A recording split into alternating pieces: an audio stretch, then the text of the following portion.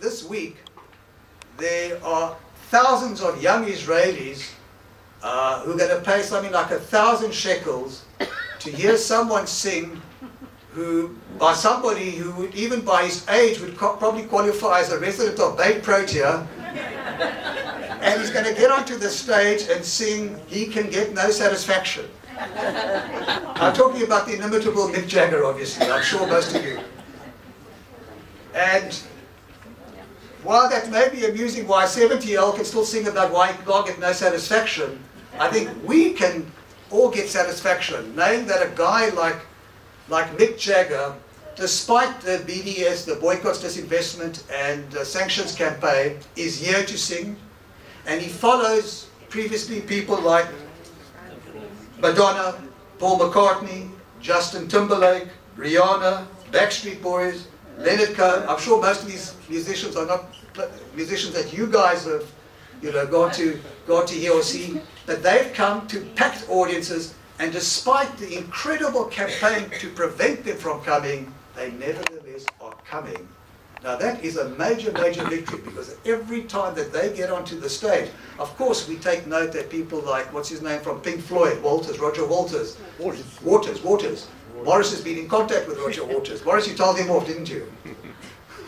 He didn't like it. He didn't like it. Okay. So Pink Floyd, the band's packed up anyway, so they're not coming. But all these other big names are coming. And every time they climb onto a stage, and there are like 80,000 people going to listen to them, it sends a resounding message that Israel is here to stay, that we're fighting, that we're making the case for Israel, that we're strong, and we're proud to be Israeli and to call ourselves Zionists. It's in this fight back that we're talking about that is really the nature and scope of tonight's meeting, where the first part of the evening we're going to focus on the Israel Apartheid Week and the Mishlachat, the delegation that we sent to South Africa. That was the group of Ethiopian students from the IDC Herzliya, which are doing a fantastic job. We'll hear later from Jonathan, they're sending delegations all over the world to various campuses. Our particular focus with TbT, we focused on South Africa. We sent a delegation last year, which TbT was actively involved in preparing them. This year, Rolene Marks from our TbT committee was also active in helping to prepare the students. Last year, it was more local and focused. We only sent to one campus in South Africa, which was UCT. And we saw there, to all the naysayers who said, what's the point, what impact, don't waste your time. And when I say that, one of the most negative voices was our own foreign service, foreign office, including the embassy. They were not encouraging. Weren't encouraging last year, not encouraging this year either. And despite all that, this is the second year that there was a huge success that we had last year at UCT, and followed it up this year with a bigger mishlachet, with a bigger delegation that not only went to UCT, went to Wits, went to Stellenbosch, went to Rhodes, together with another group where we partnership with, besides the IDC, the Stand With Us organization, which Emily in the front over here went as part of, and we'll hear from Emily also later, and made a huge impact. I'm not going to talk about that because we hear directly from the students who are actively involved. One of them, I think, is still stuck in traffic. Okay, so do you want to come up and kick the ball? We'll start with Meital. We'll start with Meital. Let me introduce Meital.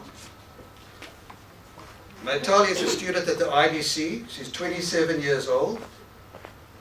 She's in the School of Law and Government. Meital immigrated from Ethiopia when she was 4 years old. She has 10 siblings, brothers, sisters, right? 3 of her oldest siblings set the tone for the family's immigration by walking through the Sudan and setting up home in Israel before the rest of the family followed.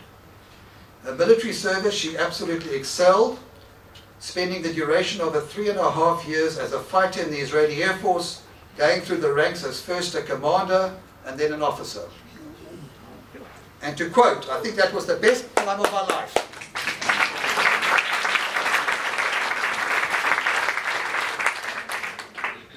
Following her army service, Maytal traveled and toured the USA, selling Dead Sea products and speaking to people about Israel at every opportunity.